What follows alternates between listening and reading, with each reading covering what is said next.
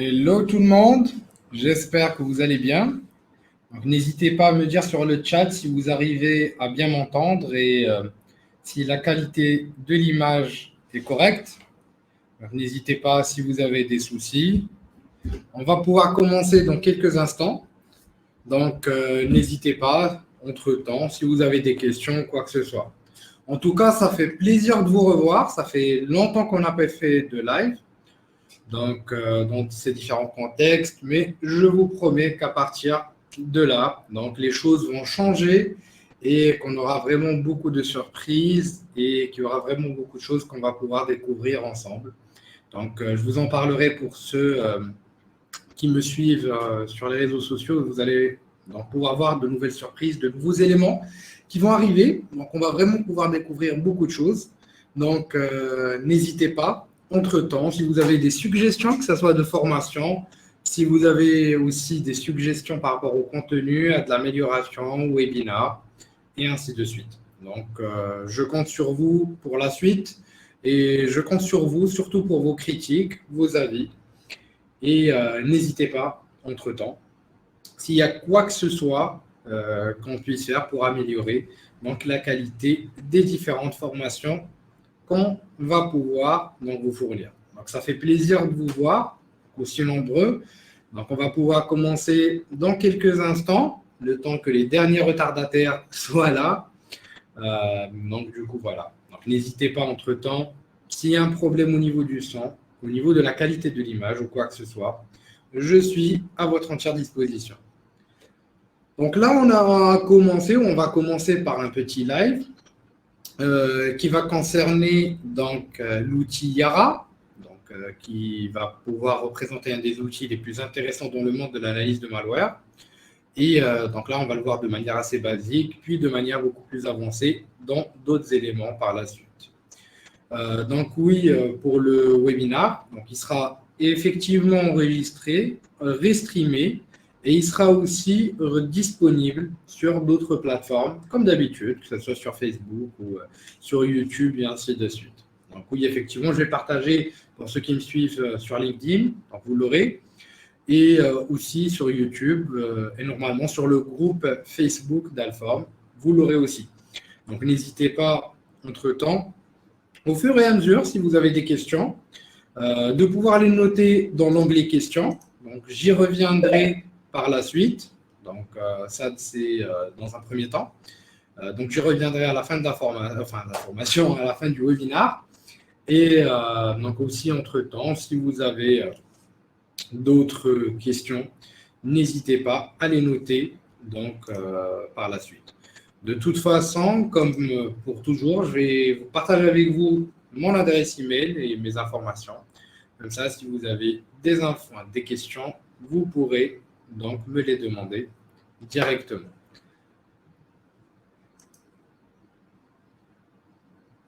N'hésitez pas encore une fois, s'il y a un souci au niveau de la qualité de l'image ou au niveau de la qualité du son, et on va pouvoir commencer notre présentation.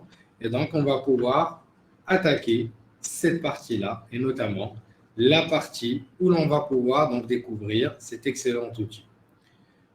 Est-ce que vous entendez un des sons? Donc, n'hésitez pas s'il y a quelque chose encore qui gêne au niveau du live, on va pouvoir donc commencer tous ces différents éléments. Donc oui, Alexandre, vous pouvez le désactiver en haut, à droite, et ainsi de suite. Et comme d'habitude, vous pouvez toujours donner toutes vos questions ou bien vos remarques, vos critiques, comme vous le savez toujours, je suis preneur de tout, au niveau donc de l'onglet des questions. Donc allez, on va pouvoir commencer tout ça et on va donc, comme je vous ai dit, discuter d'un des outils les plus utilisés dans le monde de l'analyse de malware. Donc après, oui, il peut être aussi utilisé dans d'autres contextes. On en discutera dans d'autres webinars. Mais principalement, il va être utilisé dans un contexte d'analyse de malware. Donc cet outil n'est autre que Yara. C'est un outil qui est extrêmement intéressant, mais on ne va pas juste faire notre webinar spécifiquement sur Yara, mais aussi un petit peu ce qu'il y a autour, c'est-à-dire le contexte du threat hunting. Donc, on en discutera par la suite. Donc, une petite présentation, comme d'habitude. Donc, on va commencer rapidement par une petite présentation globalement pour discuter, enfin, se présenter pour ceux qui sont nouveaux. Donc, je me nomme Hamza Konda, je suis MVP en sécurité des entreprises. Je suis consultant et formateur en cybersécurité. J'aime beaucoup ce que je fais et je suis très passionné par tout ce qui va toucher au monde de la cybersécurité. Donc là, il y aura aussi de nouvelles surprises, encore une fois, je vous le dis, qui sont très, très intéressantes. Donc, restez connectés. Il y aura vraiment beaucoup d'éléments qui vous seront vraiment très intéressants. Et comme d'habitude, si vous avez n'importe quelle question, vous pouvez me contacter soit par mail sur hamza@salform.com, sur Twitter ou bien sur LinkedIn. Vous avez aussi un petit accès à mon site web www.conda.com où je partage régulièrement des petits articles en cybersécurité. Donc là, dernièrement, c'était pas aussi donc actif qu'avant. Donc je suis passé par une petite phase un petit peu compliquée, mais là, tout va reprendre comme d'habitude et comme avant. Et donc, dans ce contexte-là, on va pouvoir donc commencer tout simplement par la présentation de notre petit plan qui va traiter ou qui va concerner l'outil qu'on va découvrir, qui n'est autre que l'outil Yara. Mais bien sûr, on ne va pas directement rentrer dans le vif du sujet, donc ça serait un petit peu méchant de notre part, parce que donc tout simplement, Yara rentre dans un contexte un petit peu plus complexe qu'un outil simple qu'on va pouvoir utiliser. Donc, je vous conseille aussi d'ailleurs de toujours essayer de pouvoir appréhender tout le contexte qu'il y a autour d'un outil avant de pouvoir l'utiliser. Comme ça, vous pouvez l'exploiter dans les meilleures conditions. Et donc, dans cette optique, on va commencer d'abord par discuter du threat hunting, donc dans lequel rentre ce contexte-là, ou dans lequel rentre donc l'outil ou le contexte de l'outil qu'on va pouvoir utiliser. Donc à ce moment-là, on va pouvoir discuter du threat hunting, ce que c'est, ce que ça implique, et donc ça permet aussi d'appréhender donc une vision plus générale du concept donc d'analyse de malware en parenthèse, ou disons de ce domaine spécifique dans l'analyse de malware qui est le threat hunting. On discutera du processus en soi. On verra aussi le contexte de classification de malware qui fait partie du process.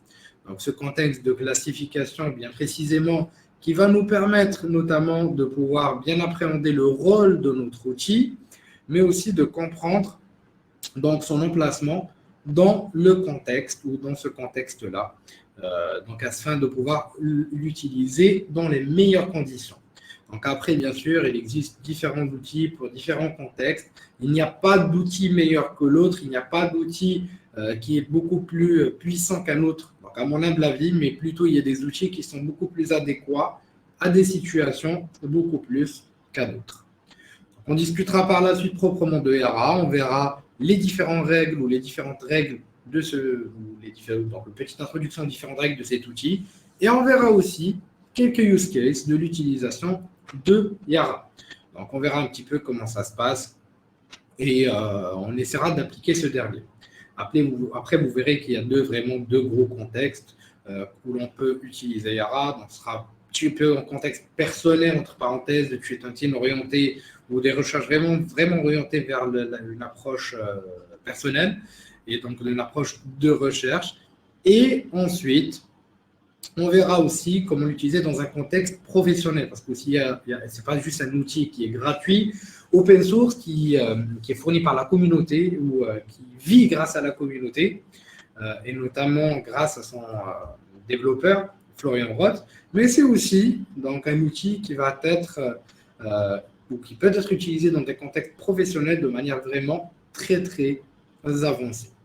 Et donc, on va pouvoir commencer notre présentation par une petite description de ce que représente le threat hunting. Donc, le threat hunting, donc en français communément, donc chasse à la menace, consiste tout simplement à identifier les menaces échappant aux outils de détection. Donc, comme on le sait déjà tous, les outils de détection ne vont pas tout simplement arriver à tout détecter. Aujourd'hui, les outils qui vont pouvoir être utilisés n'arrivent à détecter que ce qui est connu principalement, que ce soit au niveau signature ou encore au niveau comportemental. Nous verrons aussi que grâce à des outils comme Yara, on peut avoir une nouvelle approche qui est beaucoup plus orientée vers les patterns. Et donc, c'est une approche qui est beaucoup plus efficace que les approches traditionnelles, comme par exemple par les signatures. Il consiste donc de partir du principe que le réseau de l'entreprise a déjà ou peut déjà être compromis. Et concrètement, il s'agit de déterminer comment pense un hacker pour en déduire les techniques d'attaque qu'il pourrait utiliser. Une fois que le threat hunter, l'analyste ou autre, a identifié ces techniques, à ce moment-là, il peut créer des cas d'utilisation de détection pouvant être automatisés, que ce soit avec Yara ou d'autres outils, pour améliorer les capacités de détection de l'entreprise. Ce qui va donc représenter tout simplement une tâche qui n'est pas des plus faciles, c'est quand même des tâches qui sont un petit peu plus complexes que ce que l'on croit, c'est des tâches qui prennent assez d'efforts, et en fait, on verra par la suite des tâches qui vont être déterminées par des indicateurs de compromission, pour ceux qui ont déjà suivi le webinaire sur l'analyse de malware. Et en fait, c'est cette analyse préalable qui va nous permettre de pouvoir dire oui, effectivement, cette analyse, ou si l'analyse a été effectuée correctement, ou si l'analyse préalablement du malware a été faite correctement, on aura des règles et on aura des indicateurs de compromission qui vont pouvoir être, donc, ou qui vont représenter un état donc, de détection qui est assez élevé, contrairement à d'autres approches qui peuvent être non complètes et qui ne vont pas forcément nous donner des bons résultats. Et donc, à ce moment-là, on peut tomber dans différentes approches donc, au niveau du threat hunting. C'est donc un processus de recherche proactive qui, donc, tout simplement permet de détecter des attaquants ou des attaques ou tout simplement des menaces globalement, donc des malwares, donc, qui n'est pas possible d'arrêter ou de capturer en utilisant donc, des méthodes traditionnelles telles que des SIEM, des IDS, des pare-feux, et ainsi de suite. À ce moment-là, on va pouvoir se baser sur une analyse un petit peu plus poussée qui est basée principalement sur la détection de patterns. Le threat hunting, bien sûr, n'est pas la seule arme indispensable contre les pirates, les hackers globalement. Il doit bien sûr être associé à différentes opérations complémentaires de sécurité. Donc, la réponse continue dans ce contexte-là représente une approche associant opérations de détection et de réponse en une seule méthodologie pour réduire les délais de réponse, mais aussi ce qui va nous permettre de pouvoir avoir une réponse immédiate aux attaques. C'est-à-dire que là, on ne va pas juste se baser sur la détection de malware ou la détection d'attaque seulement, mais on va pouvoir aussi avoir une approche qui est beaucoup plus orientée aussi vers la réponse à incident. C'est-à-dire le sujet qui est le plus complexe d'ailleurs, c'est de pouvoir détecter l'attaque, mais aussi de pouvoir y répondre convenablement au moment voulu, mais aussi de la manière la plus efficace possible. C'est d'ailleurs un des challenges qu'on retrouve le plus dans les SOC, donc dans les centres de gestion des opérations de cybersécurité. Et donc, c'est un challenge qui est vraiment extrêmement difficile à relever puisque les menaces sont de plus en plus sophistiquées, sont de plus en plus difficiles à détecter, mais aussi sont de plus en plus disons, qui ne ressemblent pas aux différents patterns connus qu'on puisse retrouver. Donc, quand je dis pattern, c'est surtout au comportement des différents malwares qu'on a déjà connus jusqu'à maintenant. Mais globalement, d'une approche globale, on peut dire que l'utilisation de différentes approches, notamment ce qu'on est en train de découvrir, qu'on va découvrir, va nous permettre de pouvoir être beaucoup plus efficace. Le threat hunting et donc la réponse continue aux incidents sont des activités complémentaires, obligatoires et qui nécessitent quand même de pouvoir disposer des bons outils et aussi de la bonne méthodologie. Parce que derrière l'outil, ce n'est pas vraiment le plus difficile de pouvoir utiliser. Donc, un outil est vraiment assez simple à exploiter. Donc là, la documentation, généralement, elle est fournie, il y a des use cases, etc., etc. Mais le plus difficile, c'est surtout la méthodologie. Et c'est ce que je vous conseille personnellement d'adopter au maximum. Et bien sûr, chaque phase, que ce soit le threat hunting ou la réponse à incident, donc chacune d'entre elles doit donc alimenter et améliorer l'autre continuellement. Ce n'est pas un travail qui va être fait de manière assez simple. Donc vraiment, c'est quelque chose qui va pouvoir représenter un travail continu. C'est un travail donc, qui a besoin de s'enrichir au fur et à mesure et qui nécessite donc vraiment de pouvoir avoir donc, une approche d'amélioration continue. Donc globalement, ça peut intégrer donc différents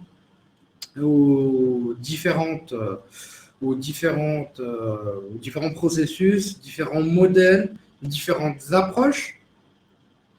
Et donc, notamment, donc, ça peut passer par de la détection d'anomalies, ça peut passer par de la détection ou de l'analyse comportementale, ça peut représenter aussi donc, des agrégations, etc., etc.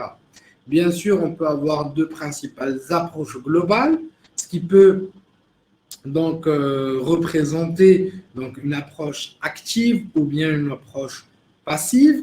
Ça dépendra après du type de l'approche qu'on veut effectuer et du type d'analyse qu'on va pouvoir exploiter. Bien sûr, dans ce contexte-là, ça s'approche un petit peu de ce que l'on connaît au niveau de l'analyse globalement, c'est-à-dire une analyse statique ou dynamique. À ce moment-là, les différents modèles de threat hunting peuvent se baser sur des événements, sur des indicateurs de compromission, sur des entités, sur des patterns, sur des composants, ou bien globalement hybride, ce qui va tout inclure. Et généralement, c'est ce qui va représenter l'élément le plus important dans ce contexte-là. Bien sûr, ce qu'il faut bien comprendre, c'est que cette analyse-là, que ce soit avec Yara ou d'autres éléments, peut se baser sur différentes sources. Donc, ça peut être des logs, ça peut être des paquets réseau, ça peut être des process, ça peut être des retours ou des scripts qui vont être exécutés automatiquement et qui vont nous permettre de pouvoir récolter des informations globalement. On peut aussi utiliser d'ailleurs l'outil qu'on va pouvoir découvrir Yara, ou à partir d'API et de librairies comme sur du Python par exemple, et ainsi de suite. Donc, tout est bon à prendre. Et plus vous avez de sources d'informations à traiter, et plus ça sera intéressant. Ce qui va nous intéresser le plus dans ce qu'on va pouvoir découvrir, c'est l'analyse, basée, ou l'analyse sur une approche basée sur des binaires et sur des fichiers qui vont pouvoir être donc, analysés donc, afin de pouvoir donc, tout simplement détecter des patterns. Nous verrons aussi pourquoi la détection de patterns est extrêmement importante dans notre contexte. Le processus, le processus de threat hunting est un processus itératif qui va commencer par une hypothèse. L'hypothèse, peut concentrer donc, les efforts, donc, soit sur des exploits, comme on l'a dit, ça peut être des indicateurs de compromission, ça peut être donc des suspects potentiels, des actifs, des données, des valeurs, et ainsi de suite. On voit des chaînes de caractères, etc., etc. À savoir que la chasse aux cybermenaces utilise souvent des outils et des techniques automatisées, parce que derrière, vous ne pouvez pas tout faire manuellement. C'est pour ça qu'aujourd'hui, on a des outils qui sont assez puissants, qui sont très intéressants, qui permettent d'automatiser ces différentes approches de threat hunting, tout comme ce qu'on peut retrouver par exemple sur des plateformes, par exemple comme AppAnyRun par exemple, et ainsi de suite. Donc là, c'est vraiment des outils qui sont très intéressants, qui nous facilitent la vie de tous les jours, qui nous permettent de faire des analyses qui sont assez poussées de manière automatisée. Donc là, ce n'est pas un parmi d'autres outils qui nous permettent d'ailleurs de pouvoir effectuer de l'analyse de malware concrètement, de manière assez avancée, voire même de pouvoir faire du threat hunting globalement, parce que pour moi, le threat hunting va aussi englober différents autres contextes, et comme on a pu le voir. Et donc, cela va nous permettre de pouvoir effectuer des analyses vraiment poussées et de manière assez avancée. Donc, ce type d'outil automatisé ou encore des outils comme Puko nous permettent vraiment de gagner beaucoup de temps et de pouvoir donc gagner en efficacité. Donc, l'objectif étant de pouvoir être le plus efficient possible, surtout dans ce contexte de cybersécurité où l'efficacité ne veut plus rien dire. Donc, on peut être efficace, mais à quel prix, à quel moment? Le temps est aussi très important à être déterminé, où donc il faudra faire le maximum de tâches et détecter le maximum d'indicateurs de compromission pendant le minimum de temps possible. Bien sûr, ça peut être axé sur l'analyse, donc en élaborant des scores à risque. Ça peut être, ou cette hypothèse peut être basée sur une approche situationnelle, basée ou axée sur la sensibilisation, ce qui va impliquer une évaluation des risques de l'entreprise, qui n'est pas toujours évident à faire, et la gestion de risque ou l'analyse de risque représente un des métiers les plus durs en matière ou dans le monde de la cybersécurité. C'est-à-dire que vraiment, ce n'est pas ce qui va être le plus évident à mettre en place et le plus évident à effectuer. Ça peut être aussi basé sur des analyses assez poussées qui vont nous permettre de pouvoir comprendre l'analyse des logiciels malveillants.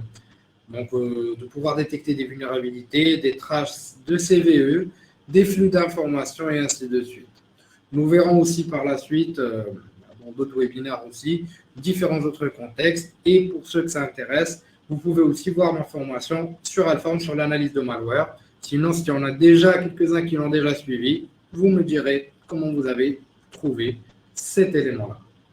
Donc, à partir de là, donc, on va pouvoir rentrer dans le vif du sujet.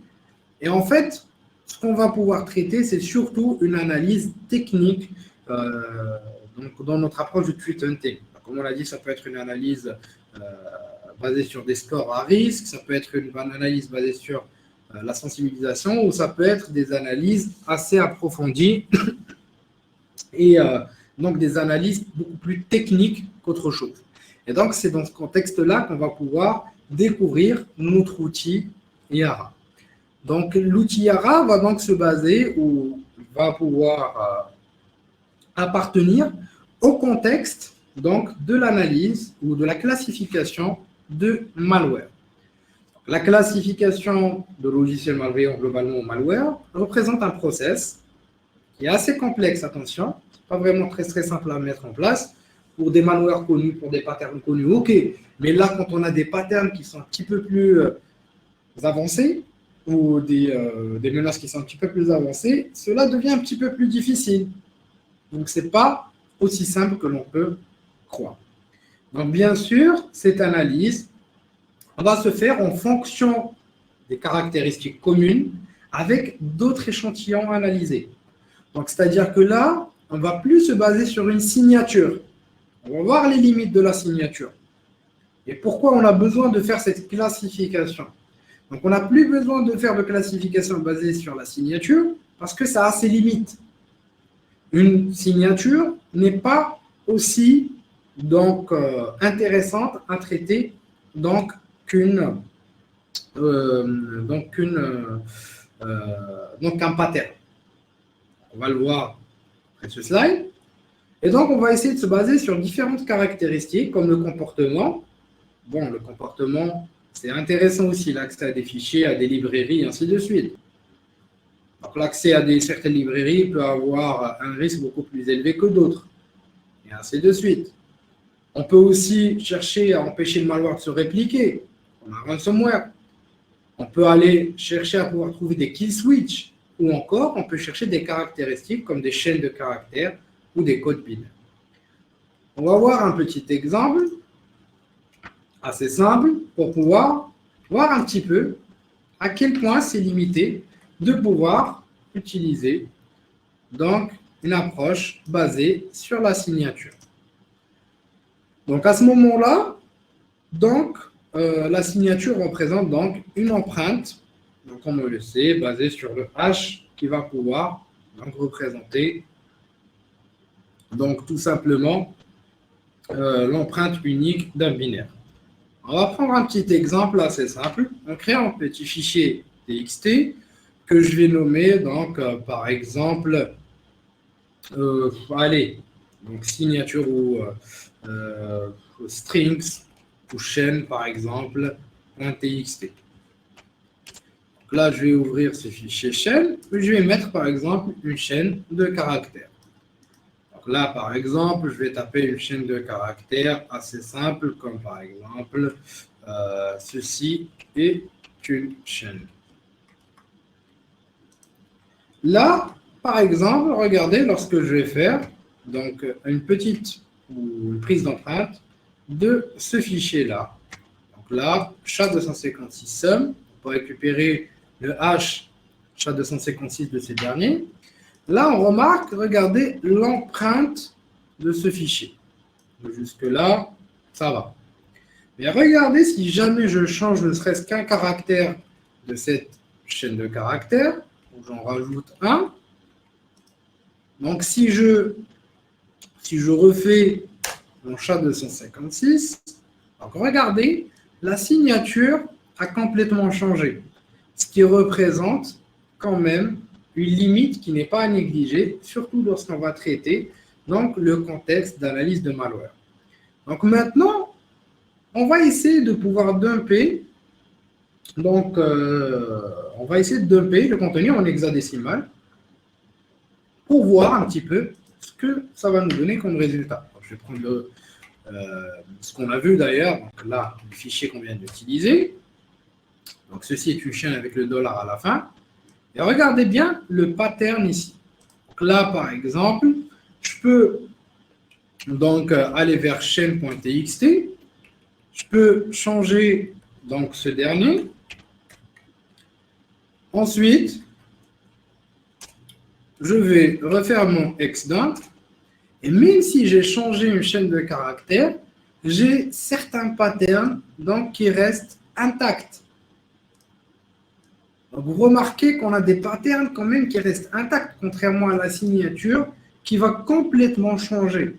Et donc, dans un contexte de classification de malware, ceci va nous être beaucoup plus efficace et beaucoup plus intéressant à exploiter qu'autre chose. Et donc, si on parle d'une analyse basée sur la signature, ça va être vraiment extrêmement limité, contrairement à ce qu'on peut retrouver dans une analyse basée beaucoup plus sur le pattern en soi. Et donc, à partir de là, on comprend que la classification de malware, même si elle peut se faire sur une base d'analyse comportementale, sur une base d'import de fichiers, sur une base d'import de librairies, d'API, ainsi de suite. Ce qui va être aussi très, très intéressant, c'est aussi donc, se baser sur les patterns, sur le contenu. Et dans ce contexte-là, je vous conseille de jeter un petit coup d'œil sur le fuzzy hashing, donc qui consiste à pouvoir trouver ou à comparer les différentes chaînes ou différents patterns de plusieurs malwares afin de pouvoir déterminer, ou fichiers, pas forcément malware, afin de pouvoir déterminer les points de concordance. Et c'est comme ça que la plupart, ou disons, je ne vais pas dire de gros mots, mais ce n'est pas que la plupart, mais c'est aussi comme ça que beaucoup de groupes APT, ou qu'on assimile beaucoup d'attaques à plusieurs groupes APT, ou des malwares à des groupes APT ou pas. Donc APT, entre parenthèses, groupe, c'est pour Advanced Persistent Threat, et généralement, c'est des groupes d'attaquants qui sont vraiment très poussés, qui sont ou qui possèdent des armes assez sophistiquées. Quand je dis des armes, bien sûr, c'est des malwares, c'est des outils, c'est des exploits, et qui sont souvent sponsorisés par des États, ou bien qui ont des objectifs assez poussés, comme l'exfiltration d'informations, comme la récolte d'informations qui sont assez orientées vers le monde politique ou de l'espionnage industriel. Et généralement, c'est vraiment des groupes qui sont assez puissants et qui sont assez poussés, entre parenthèses. Et donc, à partir de là, la phase d'analyse de malware, dont la réponse aux incidents va consister, principalement dans ce contexte-là, à identifier et à comprendre le type de malware détecté. Et à ce moment-là, donc la fin des résultats sera utilisée comme entrée pour la classification de logiciels malveillants. Donc, à ce moment-là, vous comprendrez pourquoi j'ai bien insisté au début sur l'importance de l'utilisation ou de l'importance de la phase d'analyse de malware pour la récolte d'indicateurs de compromission, mais aussi d'informations détaillées, comme les chaînes de caractères, les comportements, mais aussi euh, d'autres contextes ou d'autres éléments, comme par exemple les librairies utilisées, les chaînes de caractères, parfois décodées ou pas, et ainsi de suite. Donc, il y a d'autres éléments qui peuvent être utilisés, comme de l'entropie, mais attention, l'entropie, c'est surtout le degré d'aléa qu'on va retrouver au niveau d'un binaire. Donc, ça peut représenter, ou ça peut nous inciter avec d'autres indicateurs à croire ou à être sûr ou pas que si on a un packer qui est utilisé au niveau du malware, afin de pouvoir offusquer le code, mais ce n'est pas un vecteur donc, sur lequel on peut compter pour pouvoir donc, tout simplement dire qu'on est devant un malware ou qu'on est devant un certain type de malware ou si on peut classifier un malware ou pas. Donc, du coup, on va se baser principalement sur ces différentes approches. Et dans notre premier exemple, et dans ce premier webinaire, on va pouvoir se baser sur cette approche-là, donc de classification basée sur le pattern, mais aussi sur les entêtes de fichiers qu'on va pouvoir découvrir par la suite.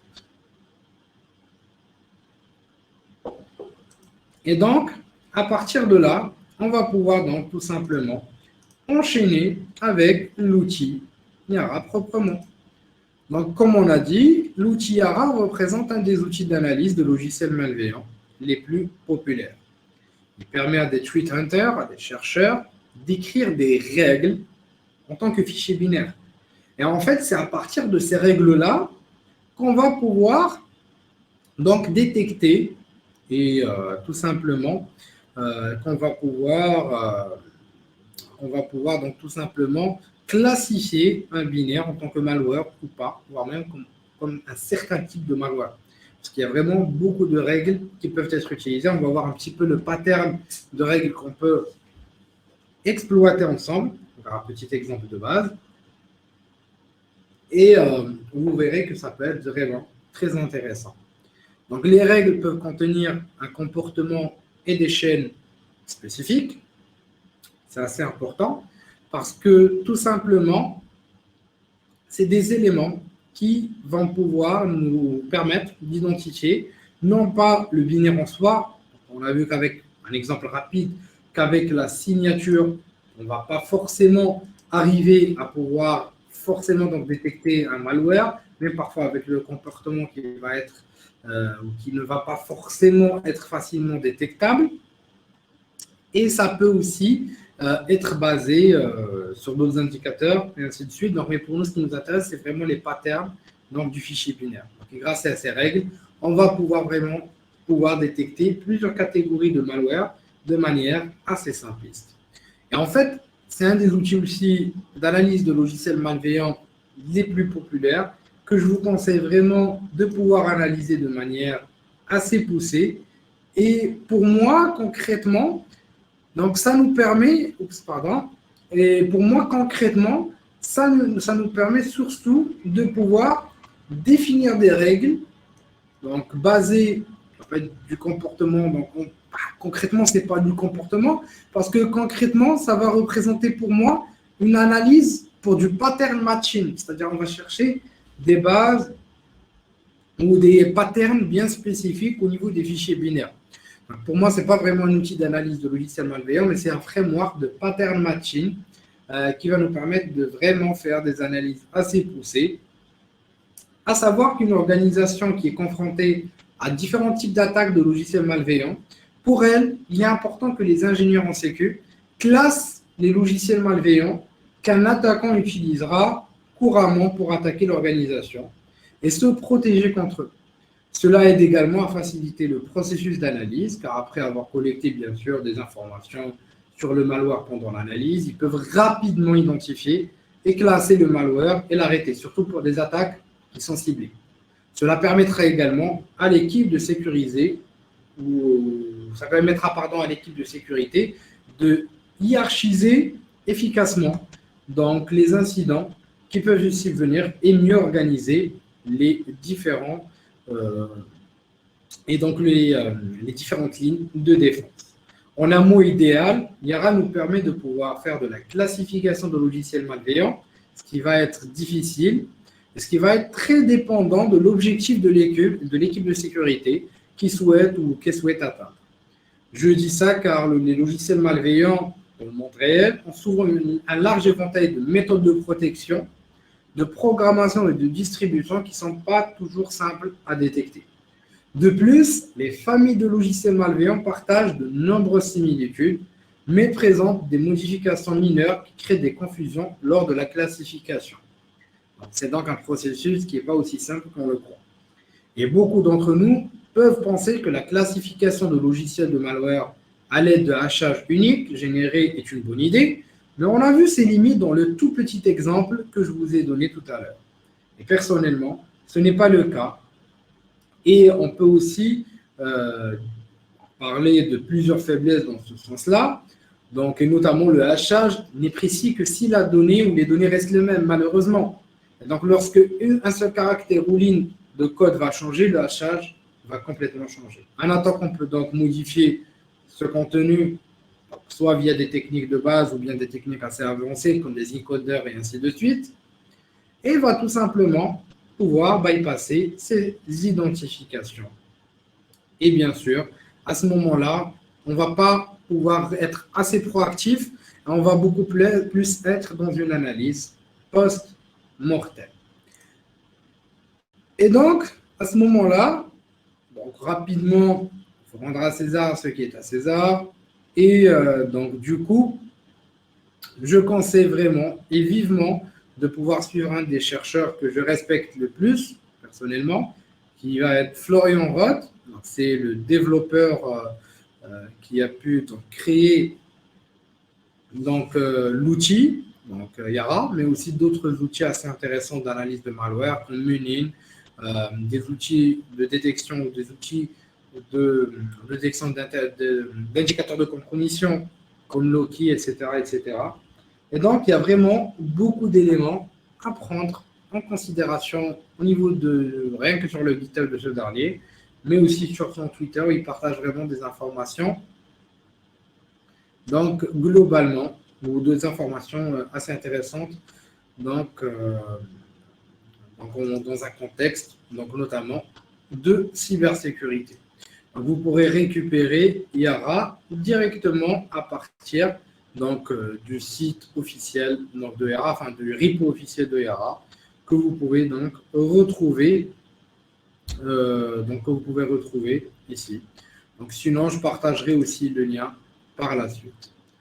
Donc à ce moment-là, on va pouvoir donc continuer, donc, sachant que l'outil bien sûr est open source, mais les règles ou pas toutes les règles le sont.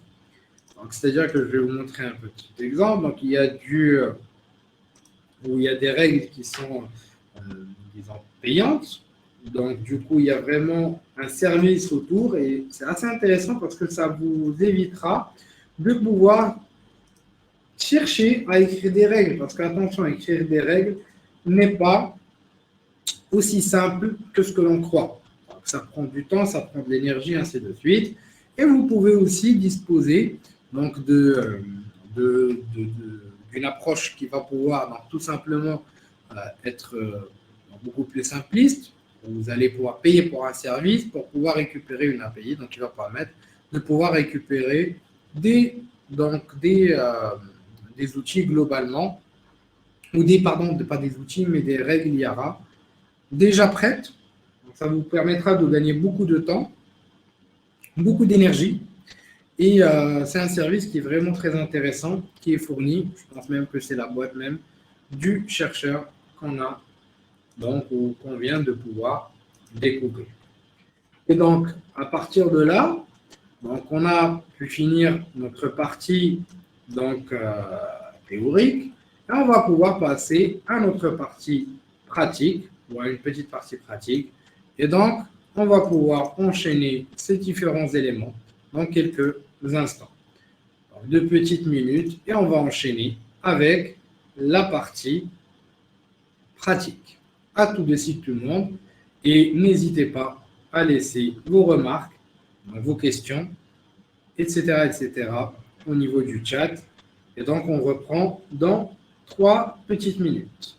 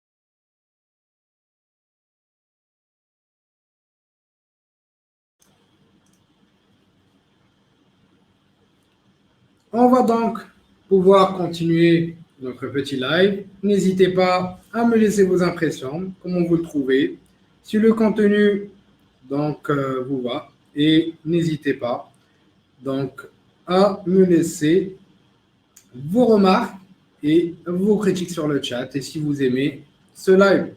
Donc n'hésitez surtout pas et on va avoir beaucoup d'autres qui arrivent, qui sont beaucoup plus poussés et bien sûr techniquement où on va pouvoir avoir disons des mini-capsules par la suite.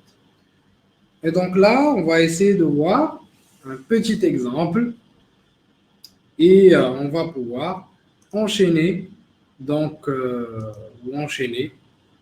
avec notre petit use case et donc par rapport à un exemple de détection donc via cet outil-là. Donc là, je vais passer directement sur ma machine ou sur ma machine Kali. Et à ce moment-là, on va essayer donc de pouvoir utiliser ou de pouvoir travailler sur donc des coin miners ou donc sur des coin miners comme étant une base d'analyse de nos malwares. Donc là, il y a plusieurs malwares, donc des vrais malwares qui vont pouvoir être utilisés. Et donc, c'est des malwares qui font du mining. Donc, le mining, globalement, donc aujourd'hui, les malwares, par exemple, qui vont aller chercher à faire, ce n'est pas forcément de détruire vos réseaux, ils ne gagnent rien du tout. Ou les miners ne vont pas gagner grand-chose, ou les malwares, ou les développeurs de malware ne vont pas gagner grand-chose à détruire vos réseaux informatiques.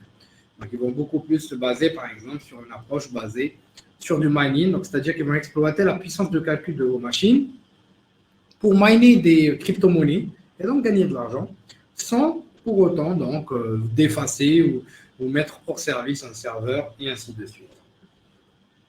Et donc, cela ne sert pas à grand-chose de pouvoir effectuer cela.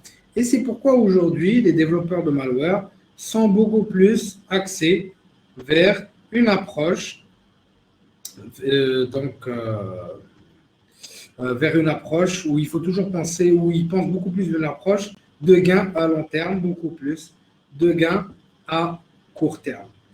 Et donc, dans cette optique-là, on va pouvoir enchaîner donc, avec l'analyse, donc une analyse basique, et on va donc tout simplement essayer de pouvoir créer une première règle Niara.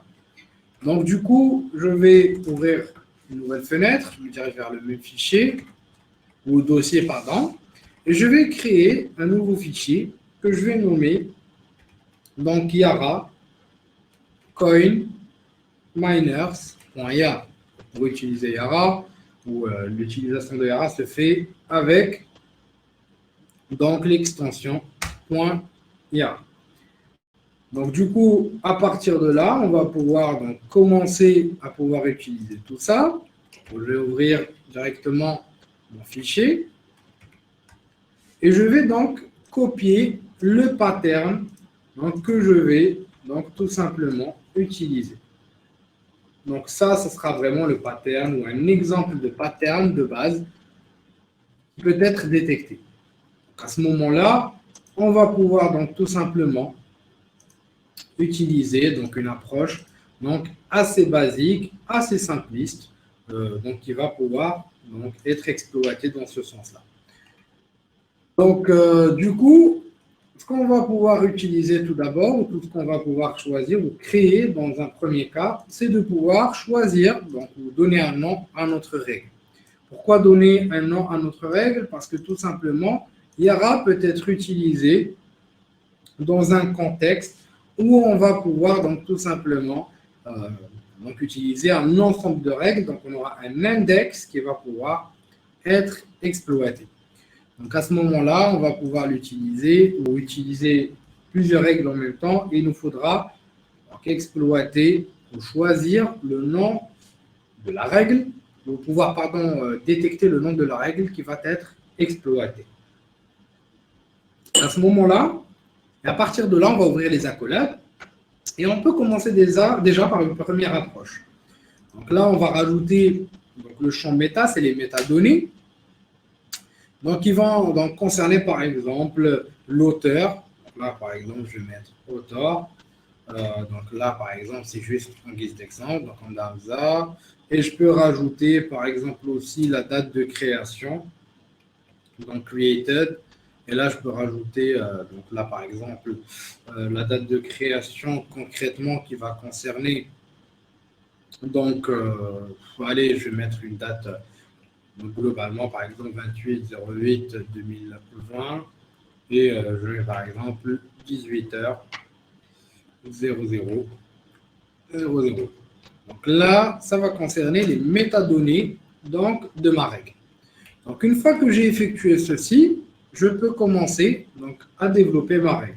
Donc là, à ce moment-là, on a le champ string qui va définir les différents patterns que l'on va donc tout simplement chercher à récupérer. Donc, ces différents patterns vont donc concerner donc, tout simplement ce qu'on a vu tout à l'heure, donc, et notamment dans ce contexte-là et dans cet exemple-là, des chaînes de caractères qu'on va retrouver. Et de tout d'abord, nous allons commencer par pouvoir définir quel est tout d'abord donc le champ MZ. Donc, tout le monde, est-ce que vous vous rappelez de ce que représente le champ MZ donc, pour le Magic Number? Qu'est-ce que nous permet de déterminer le champ MZ pour Magic Number? Donc, essayez de pouvoir vous rappeler rapidement de cette partie-là, mais globalement, le champ MZ représente l'entête d'un fichier. Ça représente, comme vous le dites au niveau du chat, le format de fichier. Donc là, on va déjà spécifier quel est le format de fichier qui va être exploité. Dans ce contexte-là, c'est un format de fichier ou c'est un format de fichier exécutable. Donc là, je vous ai laissé au niveau du PowerPoint que vous allez pouvoir récupérer au niveau après la fin du live. Donc là, vous pouvez le récupérer d'ici à cet après-midi les différentes entêtes ou les différentes entêtes de fichiers afin de récupérer le type de fichier qui va être analysé. Donc, par exemple, si vous cherchez des macros, vous n'allez pas mettre en entête de fichier exécutable, mais plutôt l'entête .doc. Ça permettra de pouvoir gagner du temps, ou bien du docx. Concrètement, si c'est du PDF, vous cherchez un malware dans un PDF ou un script, vous allez utiliser l'entête suivante, et ainsi de suite. Donc, ça dépend de ce que vous allez chercher à exploiter. Et donc, à partir de là, nous allons donc choisir d'utiliser cette entête-là. Et donc, l'entête concernée est le 4D5A. Donc là, j'ai spécifié déjà que c'est une ou un exécutable. Donc là, c'est la première étape. La deuxième étape, c'est que je vais choisir donc des chaînes de caractères qui vont pouvoir donc être détectées, qui vont pouvoir être exploitées pour la détection et la classification de mon malware.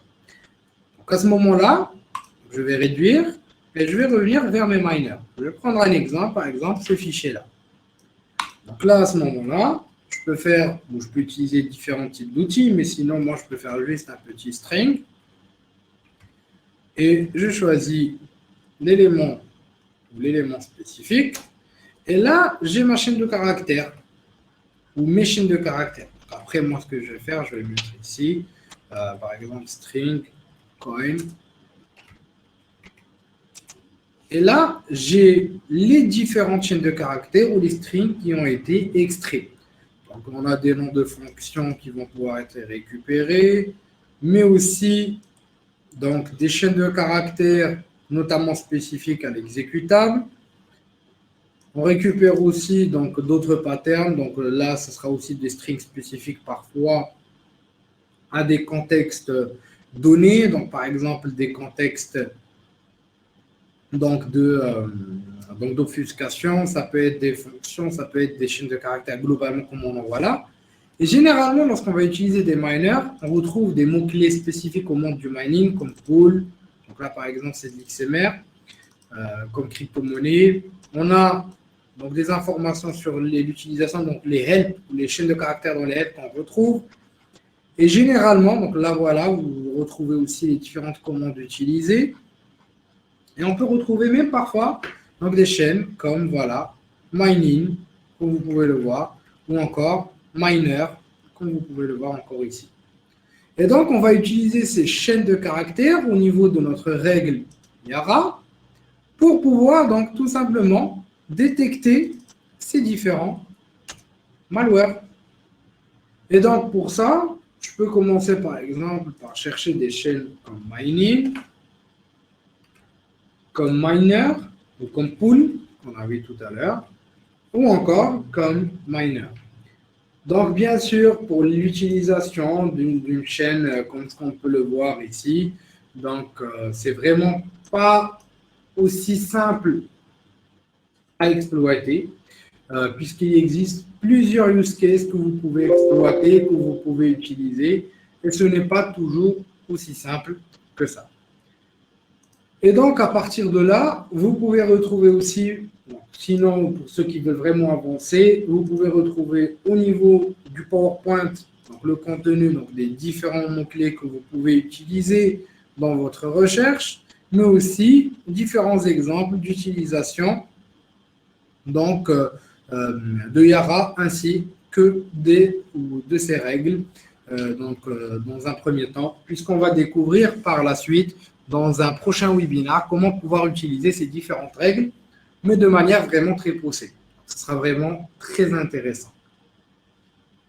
Mais dans cet exemple de base, on va rester sur une détection des règles assez simpliste.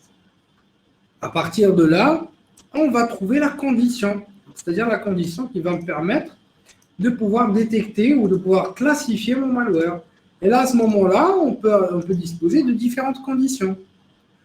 On peut utiliser des mots-clés comme any of them, aucune de ces règles, all of them pour toutes ces règles, three of them, donc 3 de ces règles, 2 de ces règles-là, ou bien de spécifier les règles qui m'intéressent.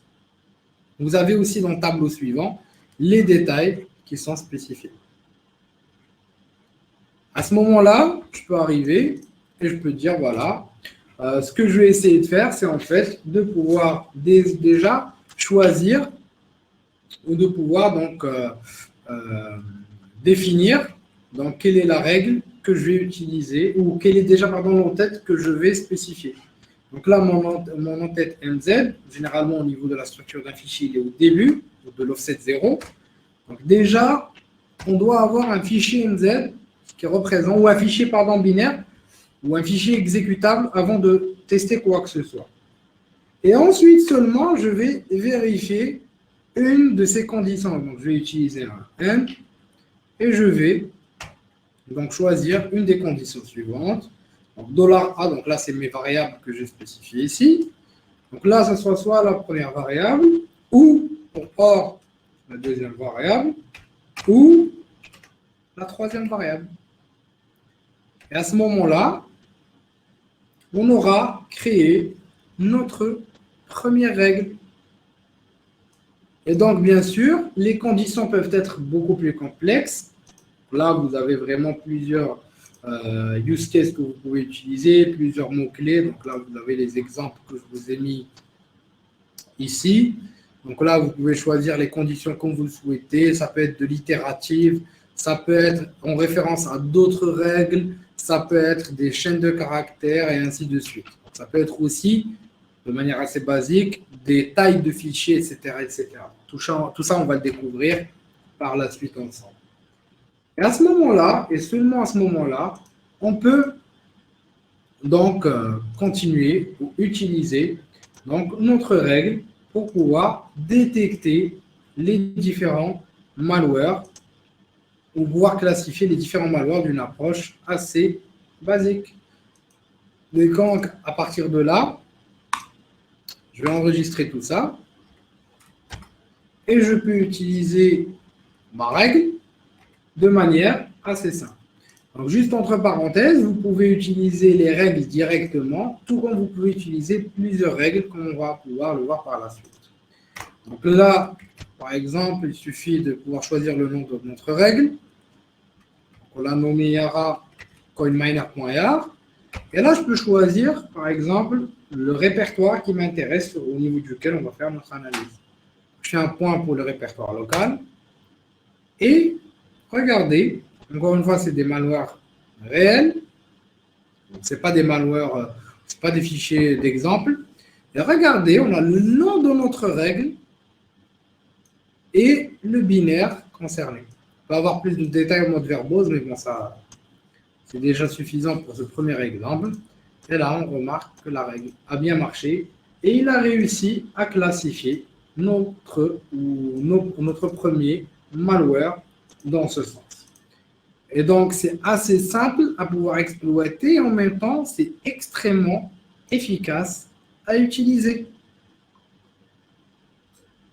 Et donc, du coup, ça peut être extrêmement utile dans nos phases de classification de malware. Bien sûr, il n'existe pas que ces règles-là. Donc là, par exemple, j'ai un ensemble de règles qui sont déjà prédéfinies, que vous pouvez récupérer. Vous pouvez aussi récupérer des règles à partir de Valhalla qui sont payantes, mais qui sont à jour par rapport aux différentes vulnérabilités, exploitation, CVE et ainsi de suite. Et c'est exactement la même chose que ce qu'on a vu. Donc là, par exemple, allez, je vais chercher dans malicious document index.yar. Document, non, allez, je vais aller déjà dans le dossier. Et là, par exemple, vous avez des exemples de détection via des CVE, des malwares spécifiques, des PDF. Et si on rentre dessus, hop, mandoc-2017. Donc là, c'est un tiré CVE ici. Et ensuite, 2017, voilà, par exemple. Et là, vous remarquerez que c'est exactement la même chose. Donc là, on va avoir des conditions basées sur des objets, sur des URL, sur des requêtes, enfin, sur des variables pardon, spécifiques. Donc, c'est des chaînes de caractères, comme vous pouvez le voir. Et en fait, on retrouve vraiment la même approche. Et donc, tout dépend vraiment de l'analyse préalable qui va être mise en place donc, dans l'approche d'analyse. On peut aussi voir un autre exemple ici, donc avec, par exemple, la détection d'une règle, donc l'utilisation d'une règle globalement pour la détection. Donc là, par exemple, je vais lui changer de nom. Pour la détection donc, de macros dans des fichiers ou dans des fichiers .doc. Donc, excusez-moi, oups. Et donc là, on remarque bien l'exemple qui est assez simpliste. On en retrouve donc là la description de la règle. Donc là, par exemple, je peux la nommer détection, détection de macro. On a l'en-tête et des indicateurs de la présence de script VBS au niveau donc, de mon document Word. Et là, comme d'hab, je spécifie mon MZ à 0. Et ensuite, je vérifie les deux attributs qui me permettent de pouvoir déterminer si c'est bel et bien ou si c'est bel et bien un fichier ou un fichier avec macro ou pas. Et à ce moment-là, je peux faire un exemple ici, ou je peux faire une analyse ici. Et là, on retrouve ici des exemples qu'on crée encore une fois. Donc, de groupes d'attaquants comme APT28, Cyber. Et là, par exemple, en effectuant une analyse, toujours avec IARA, avec ma règle, je peux trouver, je peux détecter des éléments avec macro. Et c'est bel et bien le cas qu'on retrouve ici. Donc, bien sûr, IARA doit être couplé à d'autres outils complémentaires. Donc, après, ça peut être aussi intégré à comment dire, comment ça veut déjà d'autres outils de threat hunting un petit peu plus avancés. Ça peut être aussi couplé à du QCO, donc avec du QCO. C'est-à-dire que vous pouvez automatiser votre analyse et vos règles sur du QCO comme ce qu'on a pu retrouver au préalable au niveau de la formation analyse de malware. Donc, vous intégrez vos règles et l'analyse se fait de manière complètement automatisée. Et c'est ce que je retrouve, ou c'est ce que je trouve personnellement, qui est vraiment très puissant avec des plateformes comme ceci. Donc, bien sûr, on va pouvoir découvrir tout ça un petit peu plus en avance ou de manière un petit peu plus avancée par la suite, toujours au niveau des webinaires, mais aussi des formations. Et donc, à partir de là, n'hésitez pas si vous avez des questions. Donc, si vous avez, si vous souhaitez aller beaucoup plus loin dans le monde de l'analyse de malware, donc je vous conseille vivement de pouvoir suivre ma formation analyse de malware en 2 parties sur Alpha, où l'on traite déjà ces différents éléments. Et encore un dernier petit élément, pour ceux qui veulent vraiment pousser à fond sur IARA, vous avez aussi des outils qui vous permettent de pouvoir générer des règles de manière automatisée sur des binaires ou sur des fichiers globalement. Ça s'appelle YARGen, et c'est vraiment très puissant, vous pouvez le retrouver sur la formation aussi. Et je vous conseille encore une fois de vivement jeter un petit coup d'œil et de continuer toujours à vous mettre à jour. On va mettre à jour vos compétences. Et n'hésitez pas à suivre tous les prochains webinaires. Donc, j'essaie vraiment de pouvoir vous donner le maximum de choses donc concrètement, le maximum d'éléments qui peuvent vous être le plus utile possible. Donc, n'hésitez pas, au fur et à mesure, si vous avez besoin de quoi que ce soit, à me contacter. Et donc, à partir de là, c'est la fin de notre webinaire. Donc, je vous dis merci de l'avoir suivi et on va essayer de pouvoir aller plus loin dans d'autres webinaires de manière un petit peu plus poussée. Il y aura aussi d'autres éléments très intéressants par la suite. Donc, je vous conseille vraiment de me suivre sur les réseaux sociaux. On va essayer vraiment de démocratiser le partage dans le monde aujourd'hui francophone. Malheureusement, il n'y a pas vraiment trop de partage et beaucoup de partage. Et c'est pour ça que j'essaie vraiment de faire de mon mieux, avec ma modeste expérience, de pouvoir partager le maximum de choses avec vous. J'espère que vous aimez bien. J'espère que tout ça vous apporte une valeur ajoutée. Et je vous dis à la prochaine. Sinon, si vous avez des questions, donc je vais y répondre. N'hésitez pas à les mettre donc au niveau de l'onglet questions, s'il vous plaît.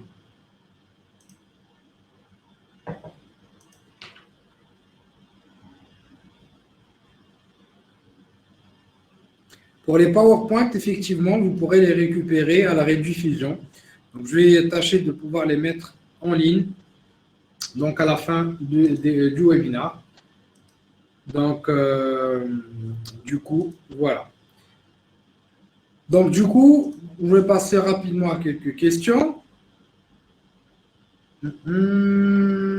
Voilà. Donc là, il y en a qui demandent des questions pour les formations ou d'autres formations. Donc, pour la programmation, si elle est nécessaire à l'analyse de malware, donc oui et non. Donc, il faut avoir quand même des compétences de base pour pouvoir comprendre et aller de manière assez poussée dans l'analyse de malware. Donc, il faut avoir des bases, que ce soit en assembleur, au minimum en C, et pourquoi pas en .NET, pour pouvoir comprendre ce que vous allez pouvoir effectuer. Sinon, je vous invite à suivre la formation analyse de malware, donc sur Alpha.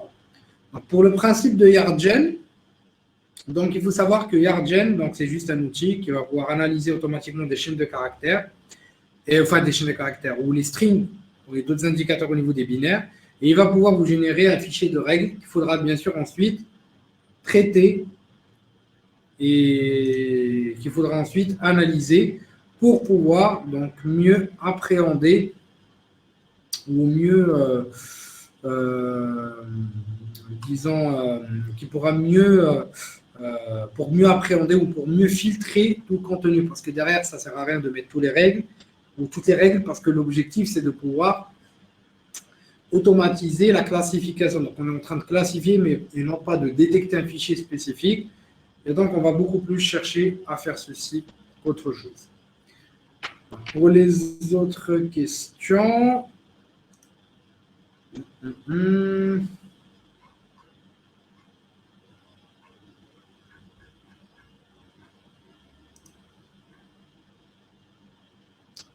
pour le financement des formations en CPF, normalement, vous pouvez contacter Alphaform sur contact@alphaform.com et ils tâcheront de pouvoir vous orienter au mieux. Je vous ai mis le mail au niveau du commentaire, toujours au niveau de l'onglet questions.